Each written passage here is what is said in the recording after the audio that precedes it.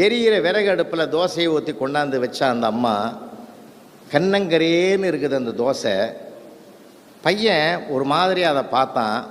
அந்த அம்மா வச்சுட்டு உள்ளே போனபோது அவர் சொன்னார், அந்த அம்மா காதில் படுற மாதிரி அப்பா சொன்னார், அம்மாடி தோசை ரொம்ப முருகலாக இருக்குப்பா, ரொம்ப முருகல் அப்படின்னாரு. பையன் கேட்டான், என்னப்பா அவ்வளோ கண்ணங்கரேன்னு இருக்குது, அதை போய் முருகல்னு சொல்கிறியே அப்படின்னா. அதுக்கு அவர் சொன்னாருங்க அப்பா, அதாவது ஏற்கனவே அவள் தோசை அடுப்பு எரியிற அடுப்பு விறகு அடுப்பில் முகம் கருகி கொண்டிருக்கிறாடா, தோசையும் கருகிட்டுதுன்னு நான் சொன்னேன்னா அவளுடைய மனசு கருகிடும்பா, அதனால் அப்படிலாம் சொல்லக்கூடாதுன்னு சொன்னார். இதை கேட்டு உள்வாங்கி கொண்ட அந்த குழந்தை தான் இந்த நாட்டின் உயர்ந்த நாற்காலியில் பின்னால் உட்கார்ந்த பிறகு கூட குழந்தைகள் கேட்ட கேள்விக்கும் குனிந்து பதில் சொன்னார்.